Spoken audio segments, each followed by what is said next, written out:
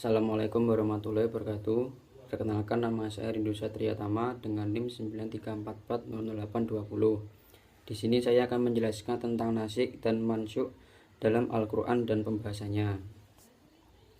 Al-Quran merupakan sumber pertama dan utama hukum Islam, sehingga diyakini oleh setiap muslim bersifat abadi dan universal. Abadi berarti terus berlaku sampai akhir zaman. Sedangkan universal berarti syariatnya berlaku untuk seluruh dunia tanpa memandang perbedaan etnis dan geografis. Hanya saja dalam menjabarkan arti abadi dan universal itu menjadi bahan diskusi para ulama karena adanya perbedaan masalah yang menjadi penekanannya. Perbedaan pandangan adalah rahmat yang menurut Imam Taufik menunjukkan beragamnya cara pandang manusia sebagai makhluk yang berakal, memahami simbol, intelek, berilmu, pengetahuan, dan normatif. Nasikh dan mansyukh sebagai isu sentral kajian makalah ini dikaji dengan seksama. Pengetahuan tentang nasikh dan mansyukh merupakan asas utama dalam memahami Islam.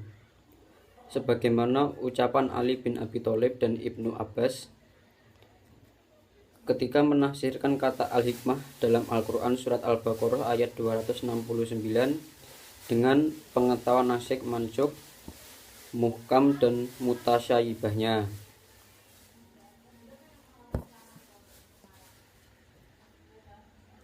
Pengertian nasikh dan mansyukh. Pengertian nasikh secara etimologis memiliki beberapa pengertian, yaitu penghapusan atau pembatalan, pemindahan, pengubahan atau penggantian, dan pengalihan. Berkaitan dengan pengertian tersebut, maka nasikh diartikan sesuatu yang membatalkan, menghapus, memindahkan, dan memalingkan. Sedangkan mansyukh adalah sesuatu yang dibatalkan, dihapus, dipindahkan, diganti, dan dipalingkan. Terdapat perbedaan pendapat antara ulama mutaqaddimin dan mutakhirin dalam mendefinisikan nasikh secara terminologis. Perbedaan pendapat tersebut bersumber pada banyaknya pengertian nasikh secara etimologi sebagaimana dijelaskan di atas. Cakupan makna yang ditetapkan ulama mutaqaddim diantaranya yaitu 1. Pembatalan hukum yang ditetapkan sebelumnya dengan hukum yang ditetapkan kemudian. 2. Pengecualian atau pengkhususan yang bersifat umum oleh hukum yang lebih khusus yang datangnya setelahnya. 3. Bayan atau penjelasan yang datang kemudian terhadap hukum yang bersifat samar. 4. Penetapan syarat terhadap hukum terdahulu yang belum bersyarat. 6. Berdasarkan pada gugusan paparan di atas, ulama mutaqaddimin secara terminologis mengusung makna nasikh secara luas, yaitu tidak terbalas pada berakhir atau terhapusnya suatu hukum yang baru ditetapkan.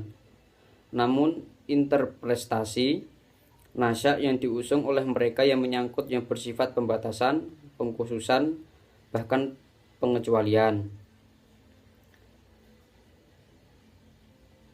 Syarat-syarat nasikh mansyukh. A. Hukum yang mansyukh adalah hukum syara. Nasikh hanya terjadi pada perintah dan larangan. Nasikh tidak terdapat dalam akhlak, ibadah, akidah, dan juga janji dan ancaman Allah. Dalil yang dipergunakan untuk penghapusan hukum tersebut adalah kitab syari yang datang kemudian.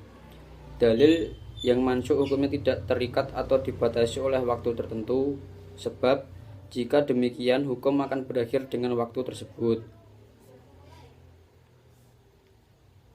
Pada ulama membatasi domain atau area terjadinya nasikh mansyukh dalam Al-Quran hanya pada ayat-ayat yang mengandung perintah dan larangan baik yang berbentuk syarih maupun dalam bentuk kabar, serta tidak dalam kategori pokok ajaran agama, atau dengan kata lain wilayah nasikh mansyukh hanya terbatas pada ayat-ayat hukum saja. Hal ini perlu diberlakukan dengan tujuan agar ayat-ayat yang menjadi pondasi akidah agama tidak tersentuh dari perubahan, karena berakidah tidak terpengaruh oleh perbedaan situasi dan kondisi sosio-geografis manusia. Teori nasikh mansukh memiliki implikasi dalam perkembangan agama Islam, khususnya di area hukum Islam, karena adanya teori tersebut seakan menambah variasi untuk berijtihad bagi para mujtahid pada masa-masa selanjutnya dengan tujuan sama, meraih kemaslahatan dan memenuhi kebutuhan masyarakat. Karena teori nasikh mansukh merupakan variasi dalam melakukan ijtihad, maka tidak menutup kemungkinan di suatu masa ayat-ayat yang menjadi nasikh di masa lampau berubah menjadi mansukh di masa mendatang, di mana kebutuhan masyarakat juga berhubungan dengan relevansi hukum yang sudah ada. Jika apa yang dihasilkan dari teori nasikh di masa lalu itu dianggap mutlak atau bersifat abadi, maka hal tersebut justru meruntuhkan paradigma bahwa agama Islam syamil lil kulli zaman wa makan.